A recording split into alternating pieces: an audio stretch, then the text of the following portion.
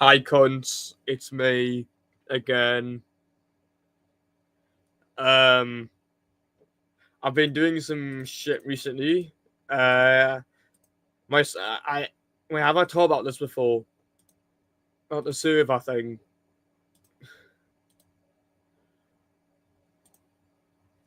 Well, if you for the people who live on the rock, I've managed to fix the server, so it's working now. Um, what else is in the news today? Oh yeah, Cointrock decided to sub fucking Autumn again. That's a bit odd. Very fucking weird, indeed. So keep on the lookout. If CZ decides to subscribe to you, let me know. It'll be proof for us to go after him again. We already kind of are because we're going after his fucking fuck buddies. They're saying shit about us specifically. Such as Lamb Chop saying this shit now.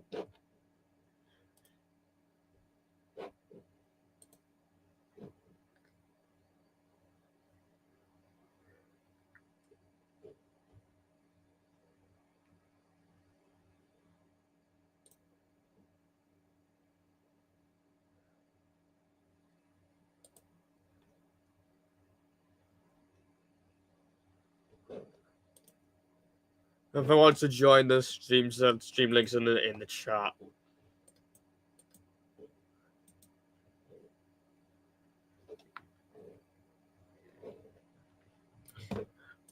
So what's been surprising me? Some goddamn reason, right? Probably because my shit isn't good anymore. I've been kind of losing views. So like a couple of months ago, my most popular view, the most popular stream I did was with Bob. So basically, Bob or like exposing streams get me views. That's kind of will be an exposing stream. Um, She Leiden nearly commit and here again yesterday. No, basically, fucking decided to So what was his name? What was his name? Was it Zach Mosley or fucking Mickey Peters or something? Was seeing that Shay should get arrested or something, even though he did nothing wrong. So this could be rage bait or something. I don't fucking know.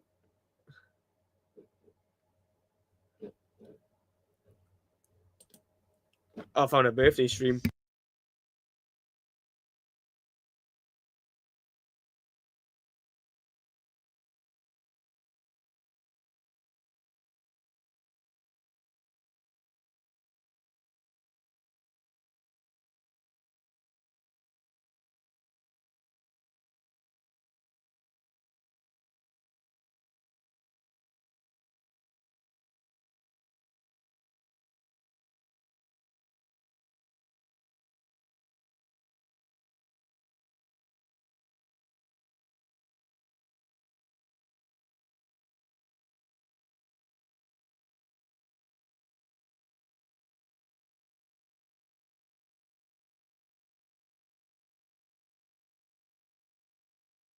Oh my fucking god! I just found a stream with me and Corey. I should probably I should probably private this because it's a dude I do not like at all. Speaking of Corey, he actually emailed me a few months ago saying how he's sorry and that for some fucking reason, right? He said that fucking like this because of the shit he did, he was go because of his mental health. That is not okay, regardless.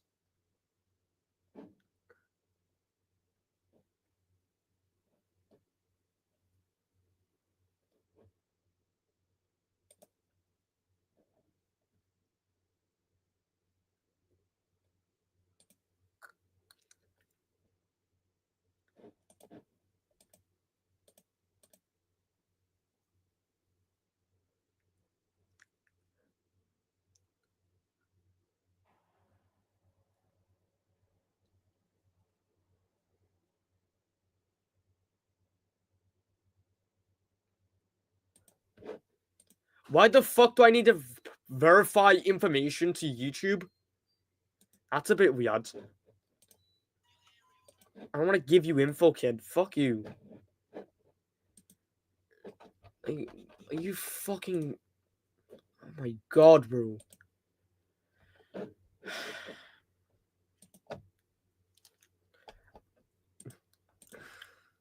Shade Lighten's probably going to stream later. Probably. There's probably gonna be an exposing later as well because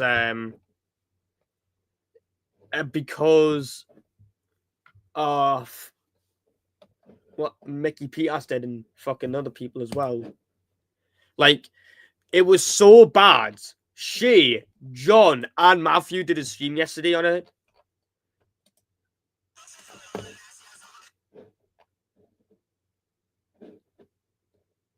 Oh my god, why is Daffy in fucking John's besties page? Bruh.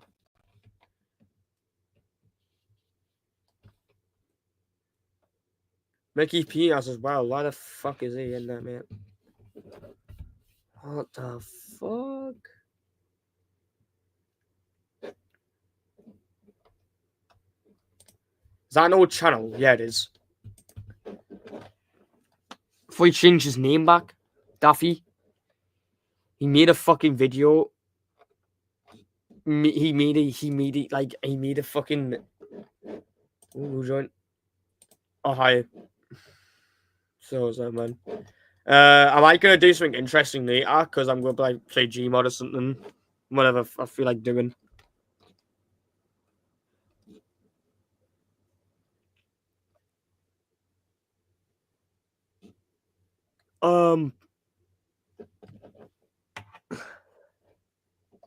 Was this the call I was on? It's the most average logo, kid, honestly. I'm on OBS. Hey, what are you doing? She's showing, you know what?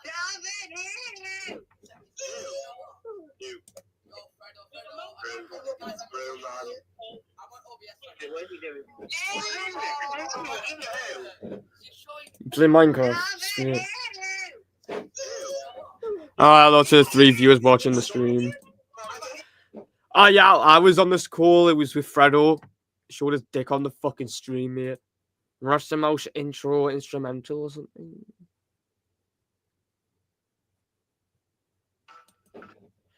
Am I gonna watch this because it doesn't interest me? We go on live streams. Yeah, he did a stream. Hello, everyone. Hey, right now.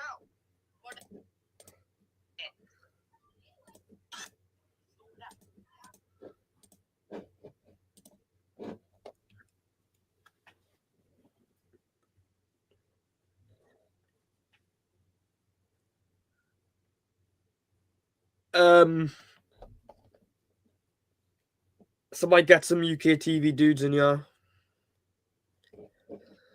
Usually they join my streams.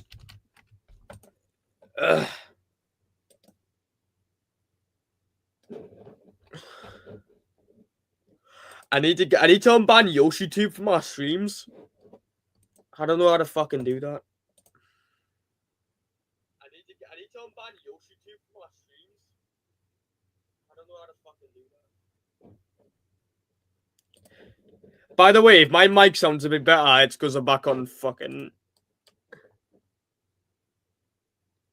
Yeah, say. If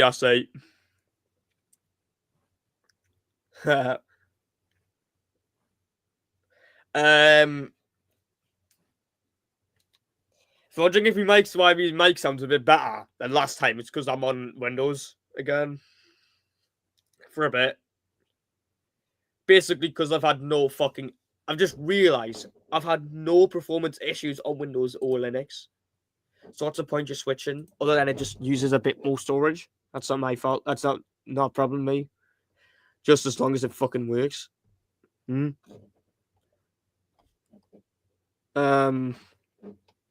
What shit do I not need on here? Gonna filter by size. Medium. So these recordings I don't need.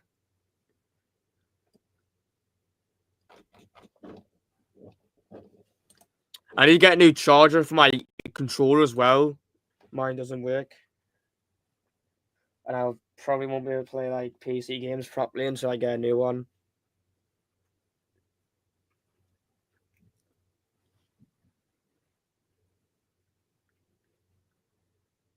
I might just go get a fucking a USB hub. Get it has USB-C in it. And connect a bunch of my cables because I already have a bunch of USB-C cables. My stepdad has one for his PS5. Fucking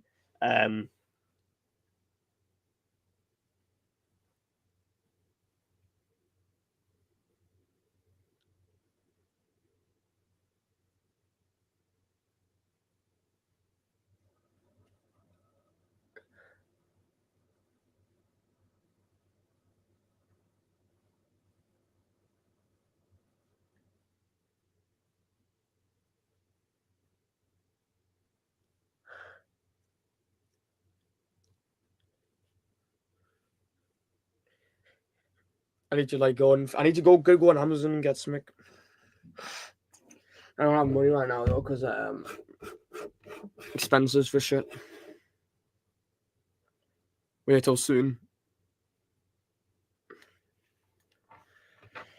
You can pay me IPTV as well, which I will do very soon. So I've got to prevent this. Paying it yearly. That's it. Hold on. Let me mic for a bit.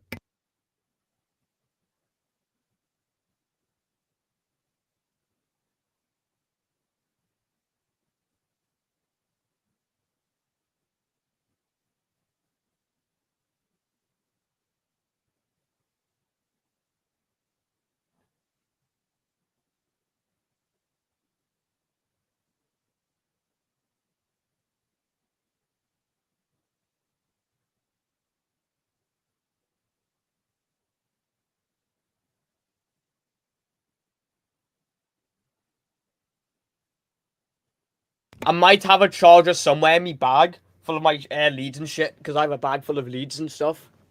Just casual nerd shit. I've got a fucking projector in there. Me nana gave us. I've got a projector in there. Shall I see if it works? No, actually, fuck it. I've already have a TV. I don't need it. The only time I even used it was when I didn't have a TV for a bit. So what I'll just do is just torrent movies and just put it on the fucking USB drive.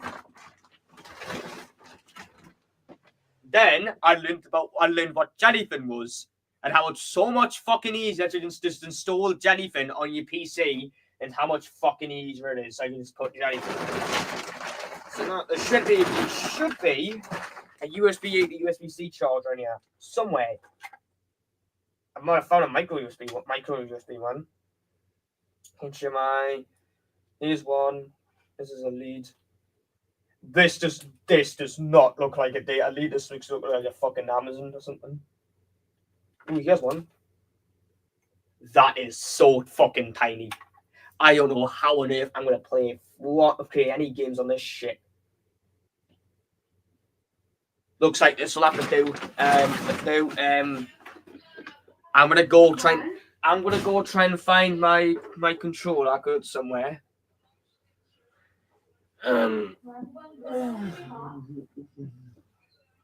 What's this? Where? I need to find a fucking. Right. Put this shit in. See if this works. Good enough. Where's my DualSense? Yeah, I'm just gonna turn on my lights. Hold on.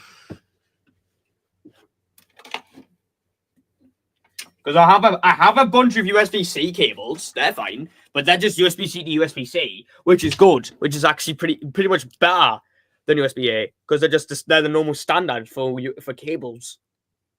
But just my PC is a bit older, so it doesn't have any USB-C cables, any ports in it, which means I'll have to invest in a hub for it. I have a optical DVD drive.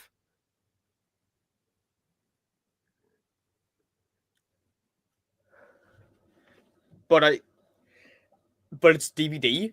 One of my friends recently bought a Blu-ray drive on Amazon for like £95 because their old one broke. So I might get it for Christmas or something because I need a Blu-ray drive. Honest.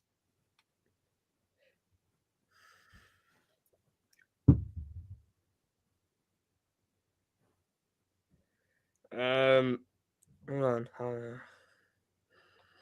on. Just easy to go on, yeah, because it's a collection. Hold on. Have a look better. All right, let's get to work. Where the fuck is my controller? Is this it? No, it isn't. There's an Xbox One controller, yeah, but this is not the one I want. Except I want my DualSense controller, which is probably down here, or something. I don't fucking know. I haven't touched it in months. Not months to say, but like fucking in a while, because I haven't been able to use it because my charger's fucked.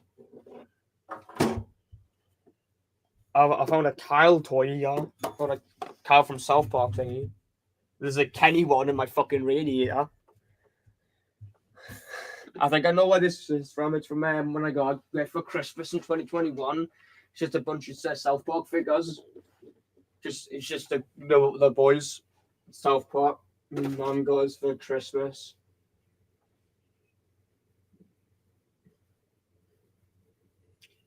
Where the fuck is my PS5 controller? It was literally here. Where the fuck it went?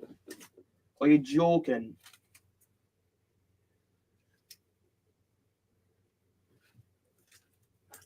The best place to get data leads is CEX. They sell the good ones, but they're kind of pricey. But that's good. I'll put this chair back.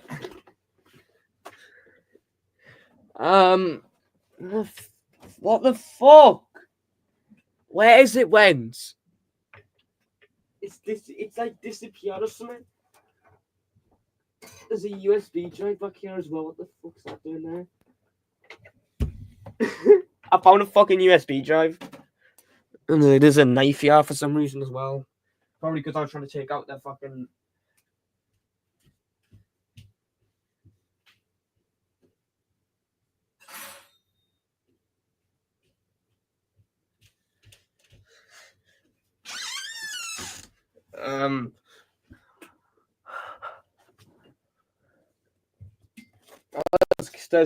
There's Kyle.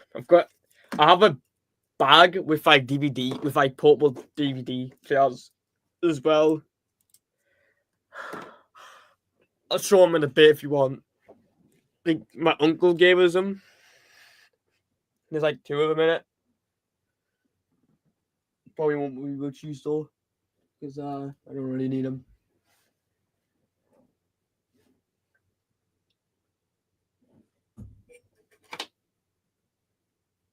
I have an ankle plug here. Okay.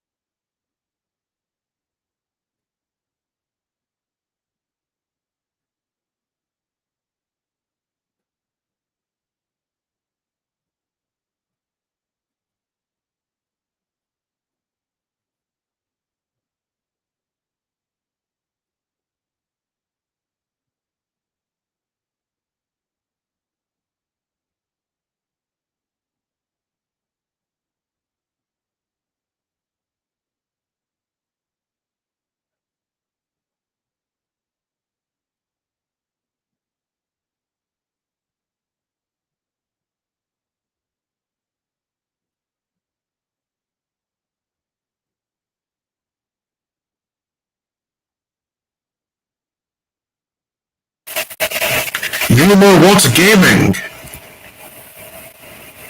Hello.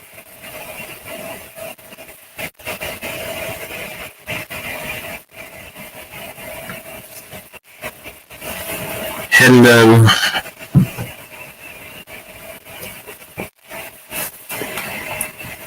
Well, okay.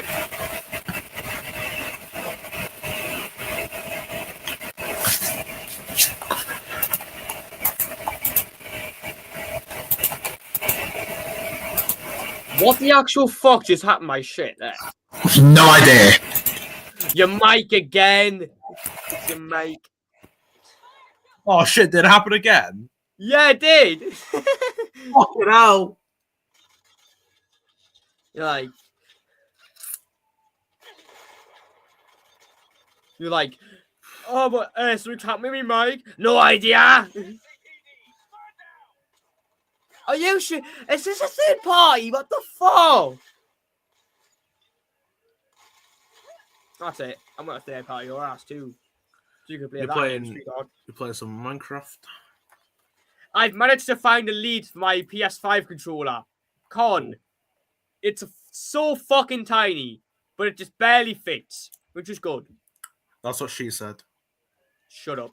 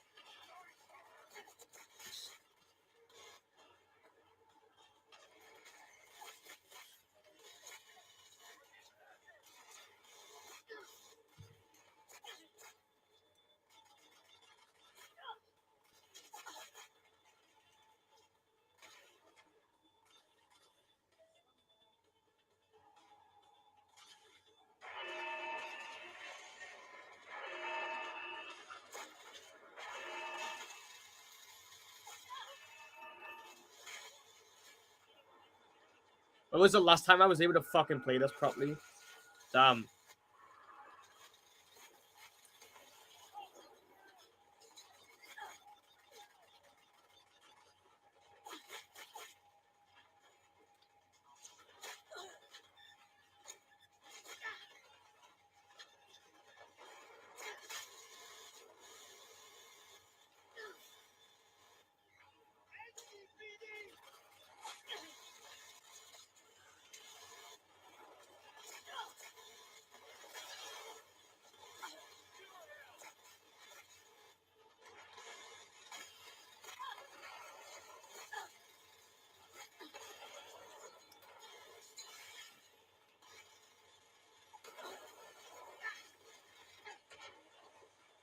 Are you fucking kidding me?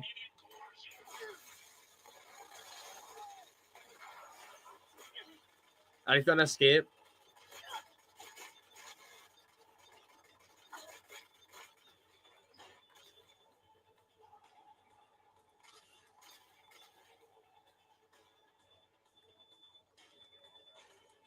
Is this a fucking commie block?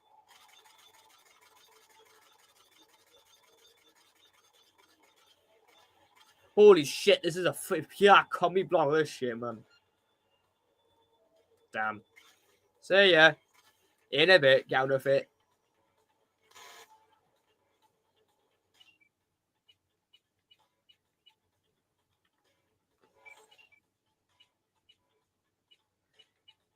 I get me this badass.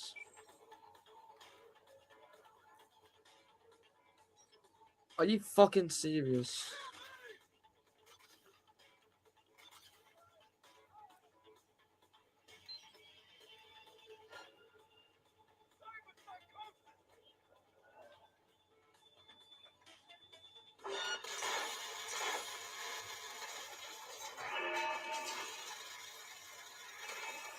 Get the fuck away from my car, you little shit.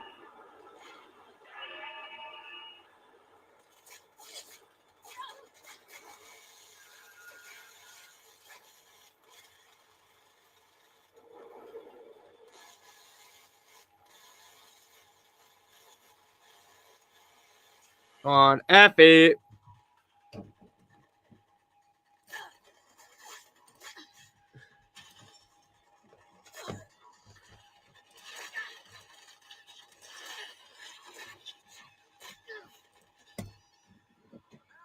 Touch me, bitch. See you, bitch. Ooh. The darn thing disconnected again.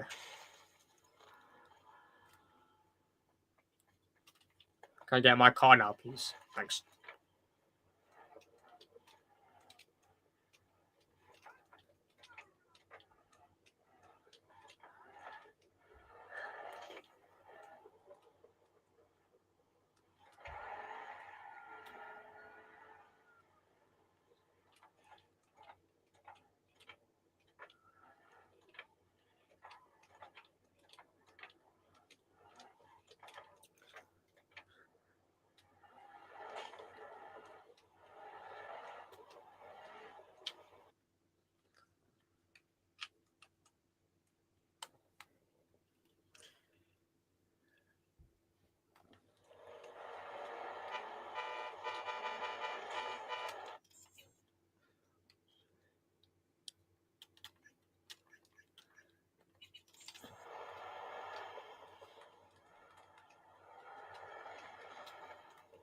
Ooh.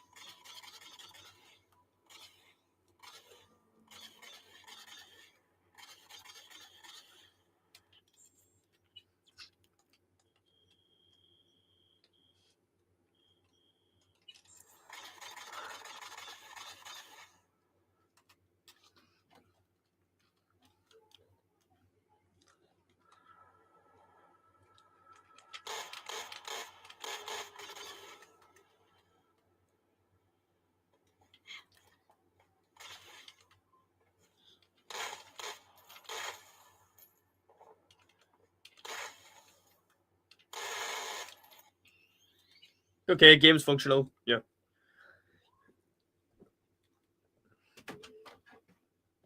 Hmm.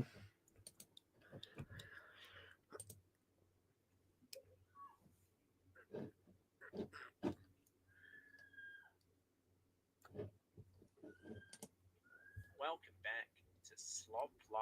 I know I say this a lot, but we are so incredibly cooked. Age verification has been rolling out on a bunch of sites lately, and now the latest site that will be asking for ID is YouTube. Starting August 13th, YouTube will use AI to determine whether or not you are under 18, such as how old the account is and what videos you're searching for. And if it detects you're a teenager, it will disable a bunch of features on the site, as well as adding safeguards and limiting the viewing of certain content. And of course, if you are over 18 and it falsely flags you, you then have to submit your credit card or government ID. So I don't know, let's say you watch a bunch of commentary videos that have Fall Guys gameplay on them. YouTube may think you're young for watching a game made for 5-year-olds, and now you've got to send your ID into them just to prove you're of age. UK recently rolled this out already. Discord also having something similar, except it scans your face, and then if it scans your face and thinks you're too young, you just get banned. One user on Twitter saying they got banned for 10 years, though apparently some people have been getting around the age verification process by using Gmod.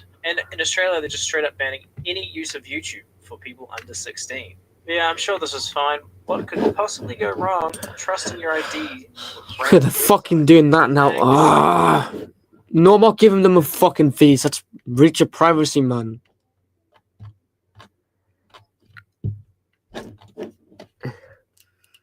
I literally turn 18 soon. Oh, so I have to know YouTube.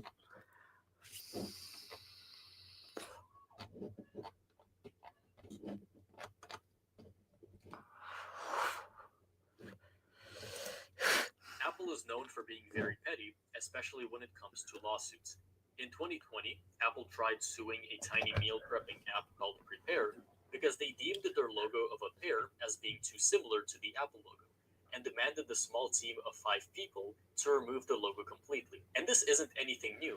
Another case, in 2012, involved Apple using a famous Swiss railway clock design for the clock app of iOS 6 without any permission, which was popular since 1944. Seeing how protective Apple was of their own designs, this felt very petty, and Apple ended up quietly paying a $21 million license to use the design after being called out. As with every large company, the problem is that it's nearly impossible to fight against them legally. The Prepare case only worked against Apple's favor because it became super trendy and because it was a clear move of power and was just unreasonable, but there are countless lesser-known lawsuits where Apple automatically wins due to their sheer size and resources, even ones that may have been unfair. However, when Apple tries clashing with a company of its own size, and one that is arguably the biggest in the gaming sphere, things get a lot more interesting. As you probably know, Epic Games didn't create Fortnite as a big battle royale game, but rather a base-building survival game. This was teased all the way back in 2011 and was released 6 years later with modest success, but nothing too revolutionary.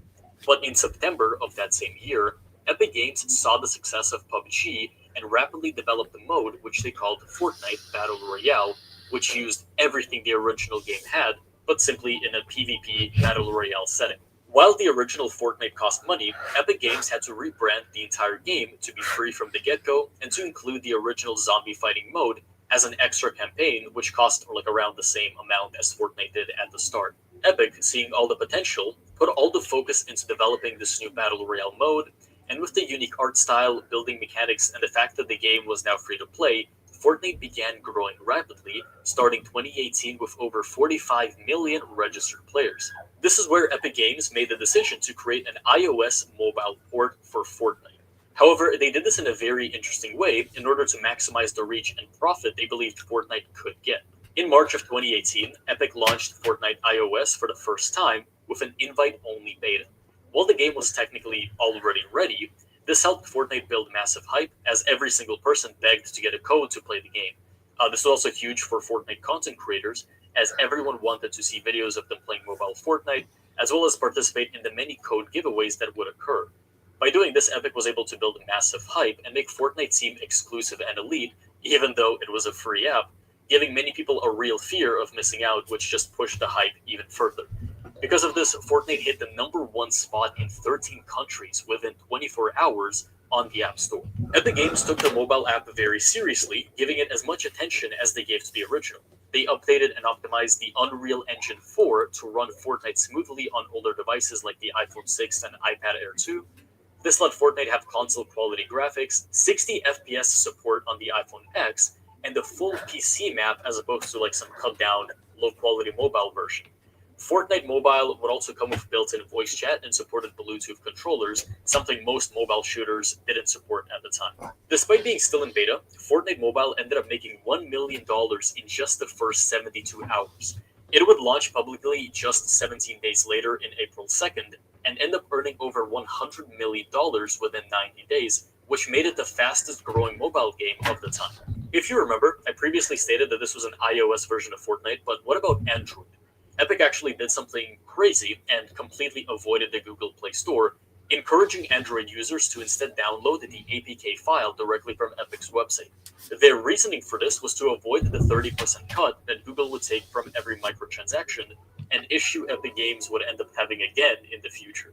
However, not having an official Fortnite app meant that many malicious clones began popping up on the Play Store that masqueraded Fortnite and began scamming players. Epic didn't want to deal with the image issues and potential lawsuits and ended up reluctantly adding the mobile port to the Play Store in April 2020. This put Fortnite into a very unfavorable spot. Epic Games didn't like being restricted by the fact that 30% of their income was going to both Apple and Google, especially since that income was needed to continue funding the game. And so in August of 2020, just 4 months after Fortnite was added to the Play Store, Epic Games decided to directly challenge both Apple and Google. Epic pushed an update for both the iOS and Android versions of Fortnite with a direct payment option, which bypassed the in-app purchase system of both platforms. While players could still choose their payment method, Epic gave direct purchases a slight discount, which made it just an obvious choice for pretty much every single player, and also made Apple look greedy for charging more money. Apple responded by removing Fortnite from the App Store for violating their guidelines in the same day, with Google also removing it from their Play Store shortly after. Epic immediately launched a lawsuit against Apple, accusing them of their anti-competitive practices and monopolistic behavior, and also released a parody ad called 1980 Fortnite, which mimicked Apple's 1984 commercial to portray Apple as an oppressor. An interesting fact is that this ad was actually published to YouTube in August 13th of 2020, which was the same day that they added the direct payment option to Fortnite, implying they knew what would happen, and all of this was just a strategy to fight Apple back in the lawsuit. Epic's accusations were that Apple has a monopoly over the iOS app distribution and in-app payments, that developers are forced to use Apple's payment system without even being able to tell users about alternatives, something Epic considered to be anti-competitive and therefore illegal. Epic's point wasn't that they're doing this for money, even though that was their personal reason, but that Apple makes up a giant portion of the mobile market and holds way too much power over that market and forces iOS to be strictly Apple only. Epic wanted the court to force Apple to open up iOS to competing app stores and payment systems, and believed this was a reasonable claim to sue Apple over. Apple's defense was that Epic broke a contract. Every Apple developer signs an agreement to follow App Store rules, which Epic knew and violated on purpose to start the lawsuit. They argue that their App Store isn't a monopoly, as users can always switch to Android and web apps, which work just the same and already have massive user bases. And then lastly, Apple deemed the App Store to be a service which is well within their legal right to charge whatever they want for it, and that the 30% commission funds the complex privacy, security, and content moderation systems for a marketplace that serves over 1 billion iPhones. Effectively, Apple claimed that Epic is trying to make rules for a platform they did not build, and that this platform deserves the right to be ran however Apple sees fit. The trial began officially in May 2021, reaching federal court in California with Judge Juan Gonzalez Rogers presiding. Over 3 weeks, top executives of both companies testified for their claims, including Tim Sweeney from Epic Games and Phil Schiller from Apple. Among the aspects covered by the trial, Epic and Apple discussed whether other apps such as Minecraft and Roblox should be defined as games or metaverses. While both agreed that Minecraft is a game, they disagreed over the proper way to define Roblox. Epic argued that Roblox is a metaverse that contains various games, similar to Fortnite, while Apple argued that Roblox is a singular game that simply contains user-created experience, similar to servers in Minecraft. An interesting fact is that this is the reason for Roblox rebranding their games to now be called Experiences. Seeing a clear disagreement in their definitions, they moved on to the more relevant aspects. Apple defended its strict App Store content rules, a restriction that previously would prevent cloud gaming services like GeForce Now from offering an app on the App Store, as each game would require direct approval by Apple.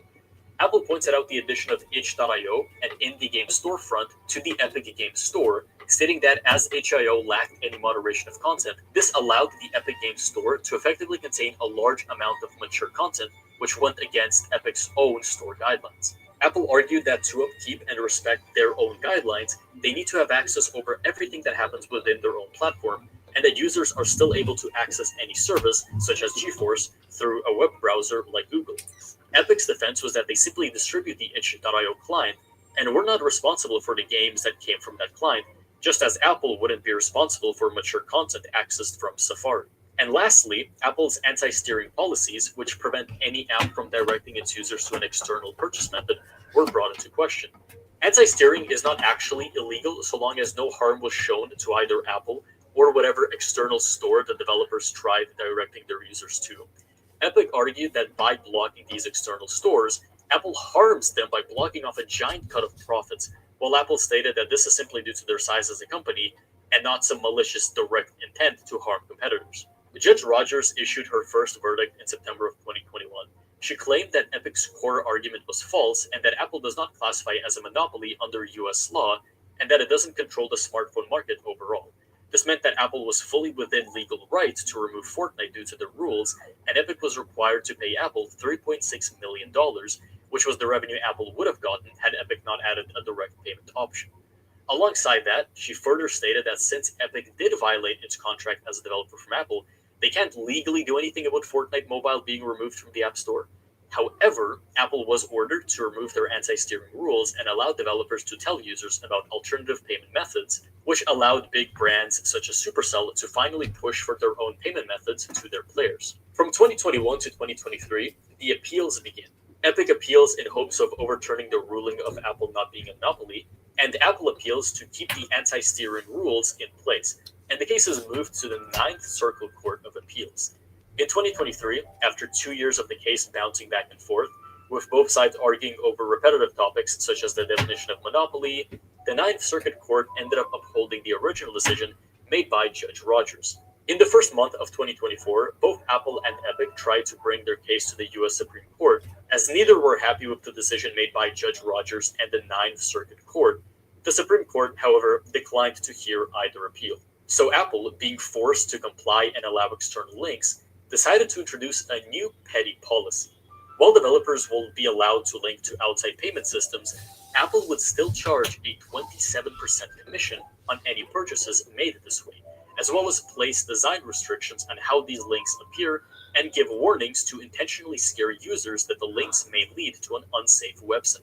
This petty compliance made Judge Rogers rule that this violates the original purpose of her decision, and that the 27% fee exists to still punish developers for using alternatives. This marked the first time ever Apple was formally found to be in defiance of a federal court order, and Rogers extended her injunctions to prevent Apple from having guidelines that prevented developers from making any sort of alternative income other than the App Store payouts. With this new ruling, Tim Sweeney, the CEO of Epic Games, filed a final message to the district courts to force Apple to approve Fortnite after over 2 weeks of submitting the game to the App Store with no response.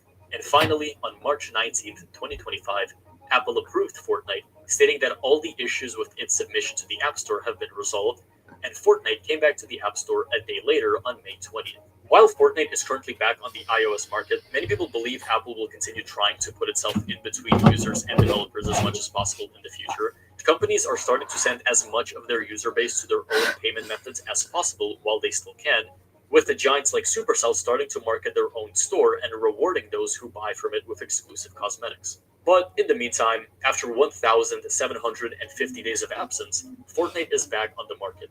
Now we just have to see what the returning players will think about seeing Hatsune Miku in their lobbies.